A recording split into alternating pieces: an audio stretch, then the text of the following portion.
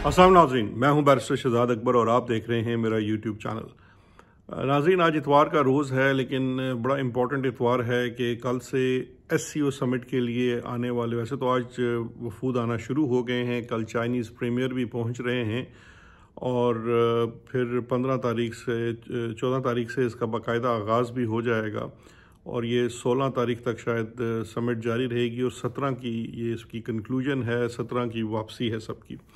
और इस अहम मौके के ऊपर पाकिस्तान तहरीक इंसाफ ने 15 अक्टूबर को डी चौक में प्रोटेस्ट की कॉल भी दी हुई है।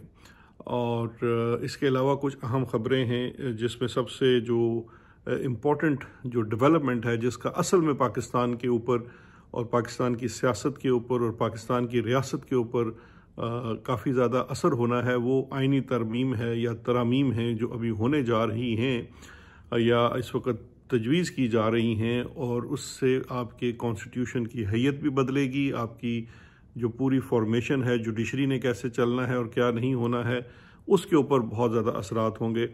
और इसके अलावा एक और इतला भी है इमरान खान साहब की सेहत से मुतल्लिक़, तो सारी बातें करेंगे। लेकिन सबसे पहले मैं बात शुरू करना चाहूँगा 15 अक्टूबर के एहतजाज से।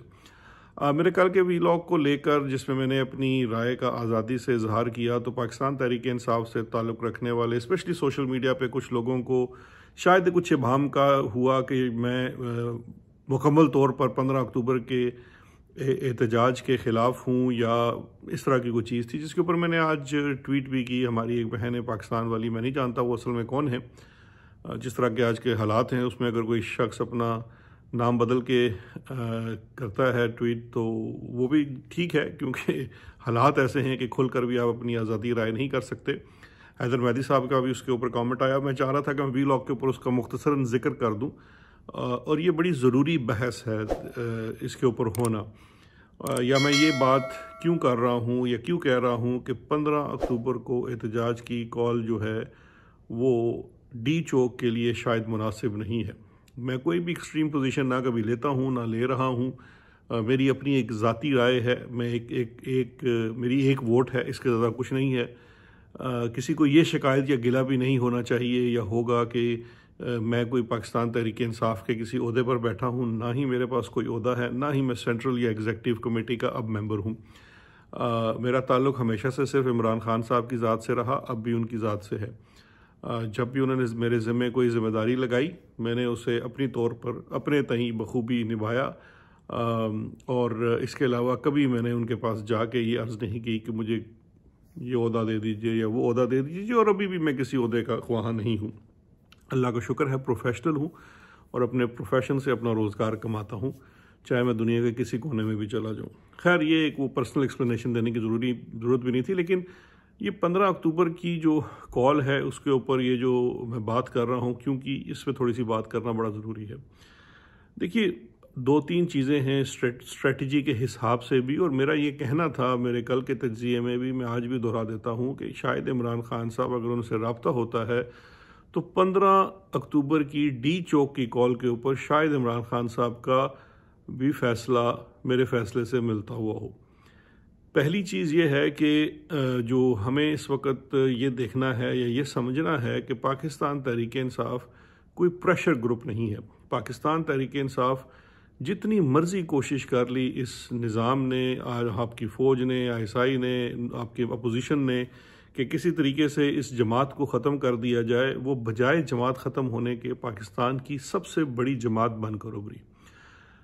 ये कोई इन्वायरमेंटलिस्ट ग्रुप नहीं है, कोई एंटी वॉर प्रेशर ग्रुप नहीं है, कोई मुख्तलिफ यूरोप के अंदर होते हैं, क्योंकि एक हवाला दिया गया कि जी यूरोप के अंदर भी जब बड़ी समिट्स होती हैं तो लोग आके प्रोटेस्ट करते हैं। बिल्कुल करते हैं, और वो हैं प्रेशर ग्रुप्स, वो सियासी जमातें नहीं हैं, और वो बड़ी सियासी जमातें नहीं हैं जो सिस्टम का हिस्सा होती हैं, उनका सिस्टम में स्टेक होता है, और वो इस चीज़ की दावेदार होती हैं कि हम जमहूरी अमल से गुजर कर रियासत की सरबराही संभालेंगे। वो जमातें इस तरह के इवेंट्स के ऊपर प्रोटेस्ट नहीं करती। तो लिहाजा मेरे वो बहन भाई जिनको ये शायद है कि जी वो दूसरे मुल्कों में भी होती हैं, वो थोड़ी सी तस्हीह कर लें, वो सारे प्रेशर ग्रुप्स हैं, वो कोई बाकायदा जमातें नहीं होती।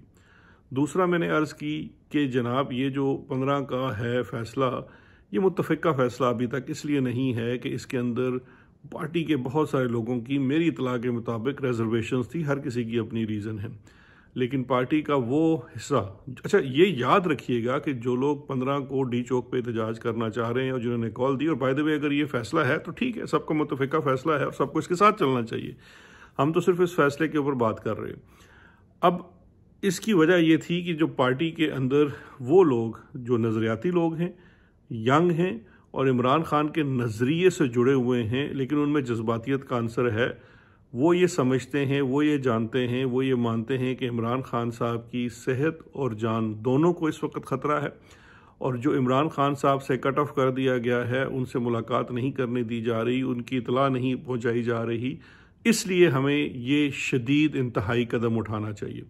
मैं इस वजह के ऊपर तो 100% उनके साथ एग्री करता हूँ कि उनका कंसर्न, उनके जज्बात 100% दुरुस्त है। मेरा सिर्फ अर्ज़ है, ये मेरा इख्तलाफ नहीं है, क्योंकि मैं एक शख्स हूँ, एक शख्स का इख्तलाफ कुछ नहीं होता, उसका एक मशवरा होता है। मेरा मशवरा ये है कि चूँकि पाकिस्तान तहरीक इंसाफ एक बड़ी सियासी जमात है, सबसे बड़ी सियासी जमात है, वफाक की नुमाइंदगी करती है और हुकूमत बनाना चाहती है, लिहाजा इंटरनेशनल समिट जिसमें जियो पॉलिटिकल आपकी जो सिचुएशन है उसके ऊपर आपकी जो स्टैंडिंग है उसकी बात होनी है, ऐसे मौके के ऊपर वो 4 दिन हमें मेरे ख्याल में इस तरह की कोई पोजीशन नहीं लेनी चाहिए जहां से ये तासुर जाए कि हम इस समिट को डिसरप्ट करने की कोशिश कर रहे हैं। क्योंकि देखिए यहाँ पे 2 सेंसिटिविटी बड़ी ज़रूरी हैं। एक ये है कि इस समिट को लेकर, एससीओ के फोरम को लेकर चाइना की अपनी एक सेंसिटिविटी है, क्योंकि वो वेस्टर्न ब्लॉक स्पेशली जो अमेरिकन हैं उनसे भी नाला रहते हैं, क्योंकि जो वेस्टर्न ब्लॉक है जैसा नेटो वगैरह है वो एससीओ को थोड़ा सा शक की नज़र से देखते हैं। और इस रीजनल पॉलिटिक्स के अंदर एससीओ के अंदर जब इंडिया मौजूद है, लेकिन इंडिया की पोजीशन जो है वो बड़ी डाउटफुल सी है, क्योंकि वो एससीओ में इसलिए है कि वो इस पूरे रीजन का एक अहम हिस्सा है, लेकिन इसके साथ साथ वो चाइना को चैलेंज भी करता है। तो लिहाजा ये एक बड़ी सेंसिटिव किस्म की डिप्लोमेटिक और रीजनल पॉलिटिक्स के अंदर या रिलेशंस के अंदर एक उस किस्म की सिचुएशन है। तो वहाँ पे the last thing everyone wants is to worry about कि यार यहाँ पे धरना हो रहा है, क्या हो रहा है। मैं आपका ये पॉइंट भी समझता हूँ कि इससे इस प्लेटफॉर्म पे, इस फोरम पे पूरी दुनिया के सामने उजागर होगा कि जो पाकिस्तान की रियासत है वो इसके लीडर्स के साथ क्या जुल्म कर रही है। लेकिन मैं ये समझता हूँ इस आवाज़ को पहुँचाने के और भी बहुत सारे तरीके हैं। 15 को ये समिट के बाहर अगर हम एहतजाज करते हैं तो हम एक गलत मैसेजिंग करेंगे बतौर पाकिस्तान तहरीक इंसाफ। दोबारा दोहराता हूँ, ये मेरी ज़ाती राय है, इसके ऊपर अमल करने की भी किसी को ज़रूरत नहीं है, जो भी है वो समझे। तो एक तो इसकी ज़रा थोड़ी सी वजाहत देना बड़ा ज़रूरी थी। तो मेरी राय अभी भी वही है कि अब 15 तारीख को आप बिल्कुल करिए, डी चौक में करें अगर सबका ये फ़ैसला है, उसके लिए तैयारी भी करें। लेकिन इसके अल्टरनेट भी देख लें कि आप ये भी ऐलान कर सकते हैं कि हम 15 को डी चौक पे नहीं करेंगे, समिट के जो एरिया है उसमें नहीं करेंगे, लेकिन पूरे पाकिस्तान में करेंगे। ख़तरात वहाँ पे भी हैं, मुश्किलात वहाँ पे भी हैं। आज भी उन्होंने कराची में 144 जो है 17 अक्टूबर तक बढ़ा दी है, तो कराची में भी करना मुश्किल होगा, लेकिन करिए। लाहौर में करें, रावलपिंडी में करें, पेशावर में करें, अडयाला के बाहर करें, हर जगह करें, लेकिन वो जो समिट वाला इशू है उसको ज़रूर नज़र में रखें। और ये पार्टी की जितनी सीनियर लीडरशिप है उसके भी मद्देनज़र है। अब इसी के ऊपर मैं आपको एक अहम इतला दे देता हूँ। मेरे सोर्सेज के मुताबिक इस वक्त बैकग्राउंड में, क्योंकि देखिए जो 15 को करने की जो वजह थी वो भी यही थी कि इमरान खान साहब के बारे में कोई इन्फॉर्मेशन नहीं आ रही है, तो उसके ऊपर, और ये भी मैं पिछले 5-7 दिन से कह रहा हूँ कि सबसे बड़ा इशू यही है कि इमरान खान साहब को कट ऑफ कर दिया गया, और उसकी वजह भी आपको बता दी है। इसकी असल वजह ये है कि हुकूमत ये नहीं चाहती कि इमरान खान साहब इस वक्त क्लियर डायरेक्शन दे सकें, स्पेशली जो कॉन्स्टिट्यूशनल अमेंडमेंट के ऊपर ये वारदात 17 तारीख को डालने जा रहे हैं। 17 से वारदात शुरू होगी, 19 या 20 को कंक्लूड हो जाएगी, तो इसलिए इमरान खान को कट ऑफ किया गया है। लेकिन ये जो कॉल दी गई है और जो प्रेशर है उसकी वजह से अब सिचुएशन ये है कि इस्टेब्लिशमेंट के अंदर इस वक्त बात चल रही है कि शायद आज या कल सुबह अलाउ कर दिया जाए पाकिस्तान तहरीक इंसाफ के एक डॉक्टर को खान साहब से मुलाकात करने के लिए, उनका मुआयना करने के लिए, और फिर लोगों को ये इत्मीनान दिलाने के लिए कि उनकी सेहत आया ठीक है या नहीं। ये एक एफ़र्ट की जा सकती है। इसमें जो इस्टेब्लिशमेंट है वो ये नहीं चाह रही कि कोई भी पार्टी का रुकन जाके मिले या जो बंदा पार्टी के लिए पैगाम ला के दे सके, क्योंकि वहाँ पे वो कर्टेल करना चाहते हैं। लेकिन इस वक्त सबसे बड़ा कंसर्न उनकी सेहत और वेलबींग के बारे में है, तो उसके ऊपर जो मेरी इतला है कि शायद वो ऑफ़र किया जाएगा। मुझे नहीं मालूम कि पाकिस्तान तहरीक इंसाफ की लीडरशिप इस बात को मानेगी या नहीं मानेगी, सिर्फ डॉक्टर के ऊपर, क्योंकि असूली तौर पे तो मुनासिब होता कि पार्टी के 1-2 लोग, उसमें एक भी नहीं 2 लोग 3 लोग जाते, वो भी उनसे मिल लेते, थोड़ी सी डायरेक्शन की वजाहत भी कर लेते, 15 अक्टूबर के ऊपर भी उनकी राय ले लेते तो ज़्यादा मुनासिब होता। लेकिन अब देखते हैं उनकी तरफ से क्या ऑफ़र आती है। लेकिन मेरी इतला ये है कि अंदर खाने ये चीज़ चल रही है। अब मैं आता हूँ दूसरी एक इंतहाई अहम और ख़तरनाक चीज़ के ऊपर जो इस कॉन्स्टिट्यूशनल अमेंडमेंट के ऊपर होने जा रही है या हो रही है। मौलाना फजल रहमान साहब के ऊपर बड़े अरसे से सबको शक था कि ये इतने जमहूरी कैसे हुए हैं, और काजी फैज़ ईसा के ऊपर भी उनका बड़ा एक स्टांस है और इमीडिएटली इसको करने के ऊपर भी उनका एक स्टांस है। कोई भी उनको मानने को तैयार नहीं था कि ये कैसे हो सकता है कि JUI या मौलाना फजल रहमान किसी भी, कहते हैं ना, सिराते मुस्तकीम पे चल सकें सियासत की, क्योंकि ये बड़ा नामुमकिन सी बात है। मौलाना की जो शख्सियत है या उनका जो माजी रहा है उसके साथ ये चीज़ चलती नहीं है।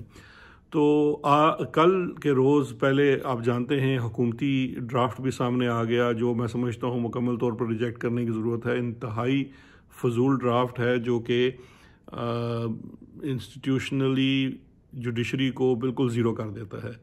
पाकिस्तान पीपल्स पार्टी का ड्राफ्ट उनसे पहले आया था, वो 3 से 4 सफ़ात पे मबनी है, वो एक स्टार्टिंग पॉइंट हो सकता है। अभी तक आए हुए तमाम ड्राफ्ट्स के अंदर से पाकिस्तान पीपल्स पार्टी का जो ड्राफ्ट है वो निस्बतन बेहतर है, और वो एक स्टार्टिंग पॉइंट हो सकता है डिस्कशन के लिए कि भाई ये है। अब इसके ऊपर तहरीक इंसाफ भी अपनी सजेशंस दे सकती है, लेकिन उसके लिए सबसे बड़ी शर्त ये होनी चाहिए कि तहरीक इंसाफ कभी भी इस पर सजेशन नहीं देगी जब तक इसका फ्री और फेयर राबता अपने बानी से, अपने कायद से ना हो।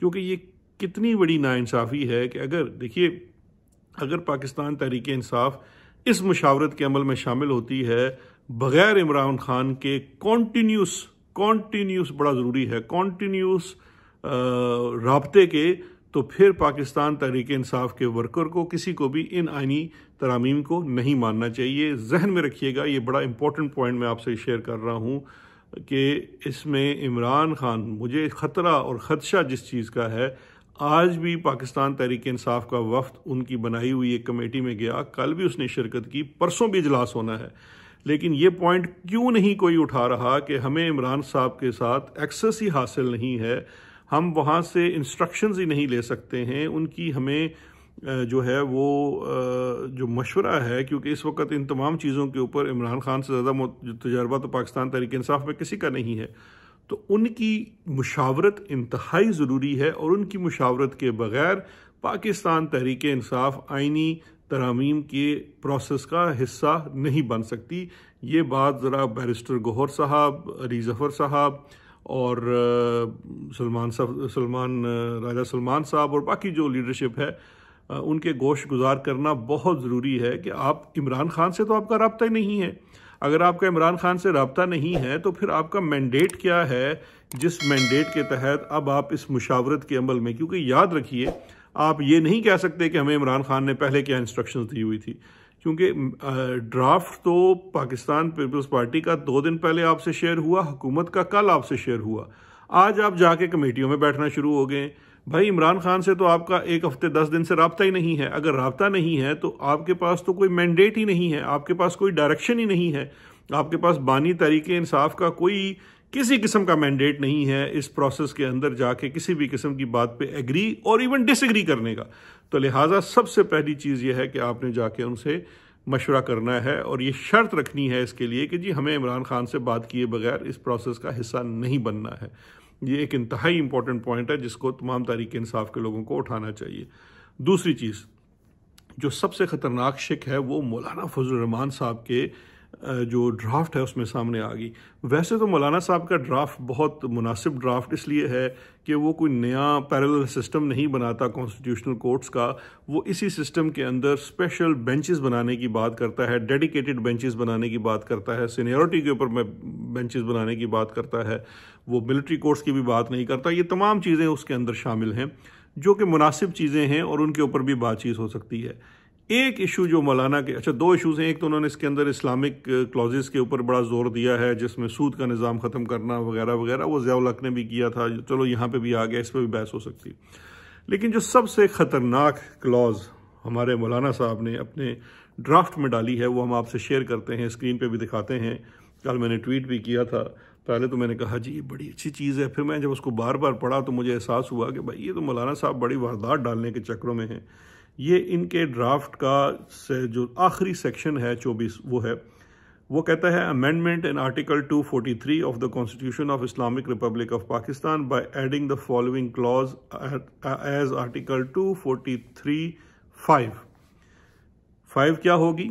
The appointment, reappointment, extension in service, removal as services chiefs shall be in accordance with the laws relating to armed forces, comma. अब मैं आपको इसका मतलब समझा देता हूँ।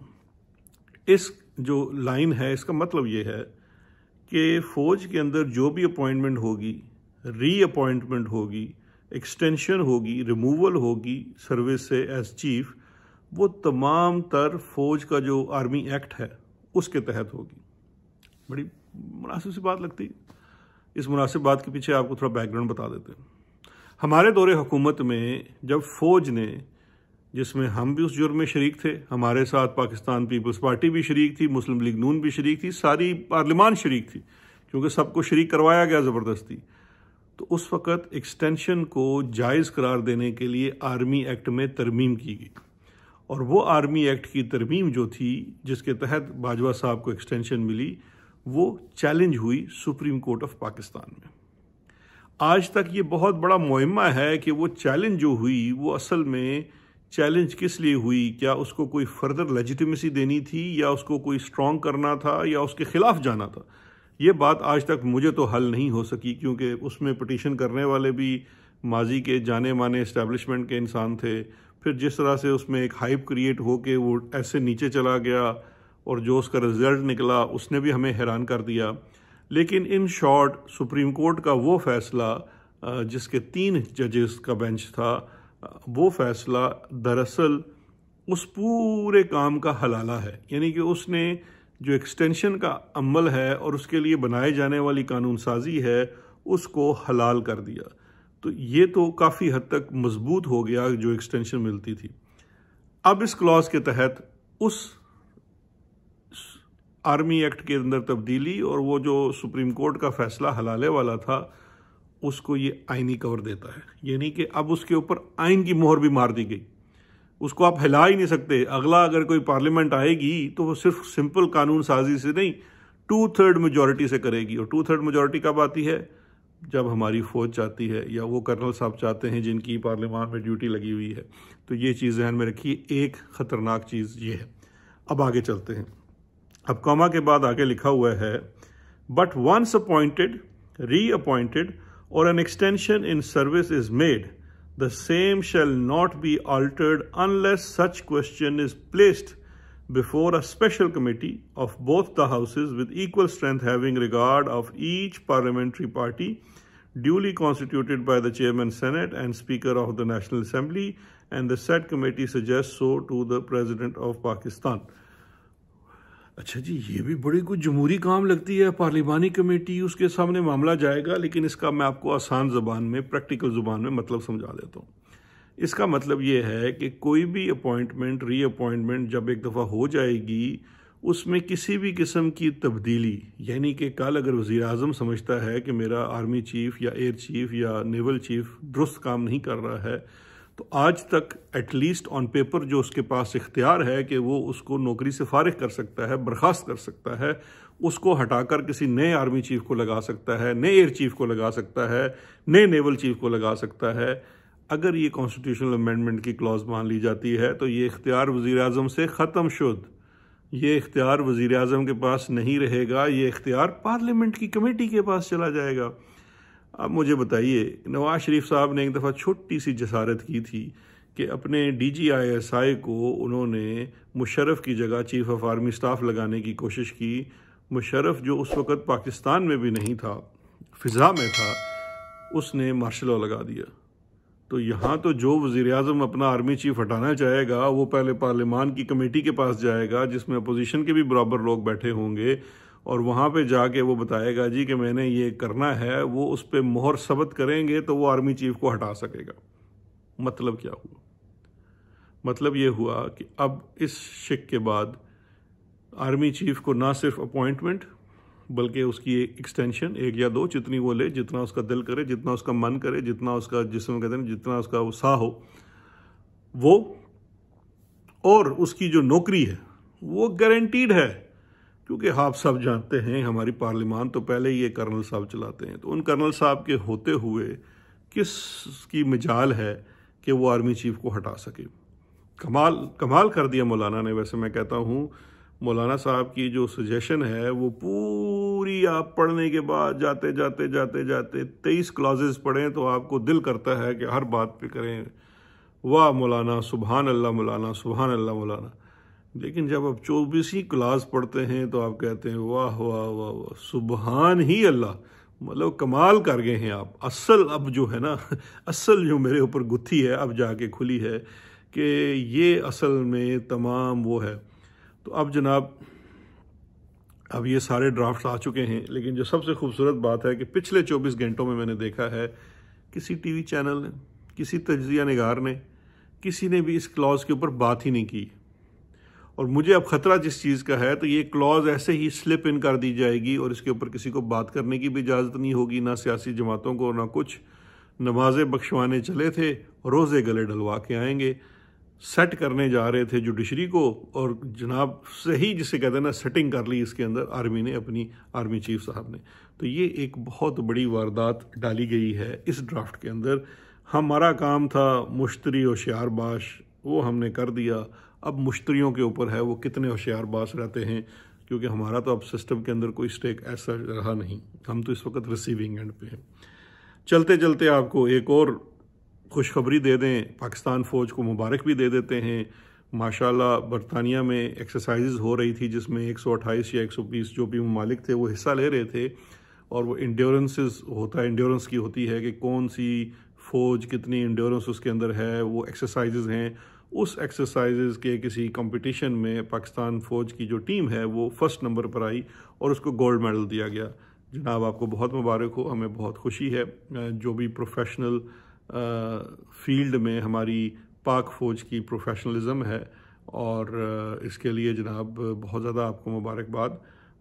वैसे तो फ़ौजी जवान तो हमें हमेशा ही हमने कहा कि बेचारे कुर्बानियाँ भी देते हैं, शहादतें भी उनकी होती हैं, सब कुछ होता है, और प्रोफेशनल एक्सीलेंस भी है, तो मुबारक। लेकिन मैं सोच रहा था ये बरतानिया एक्सरसाइज के लिए गए तो इनको आते आते या जाते जाते जहाँ थोड़ा सा टाइम मिले तो 2-4 दिन के लिए इनको लंदन भी रखा करें, ताकि लंदन में, और लंदन जब जाएं तो इनको वेस्टमिंस्टर यानी कि वहाँ की जो पार्लियामेंट है उसका ज़रूर दौरा कराएं, और पार्लियामेंट के साथ वहाँ का जो निज़ाम हुकूमत है वो दिखाएं।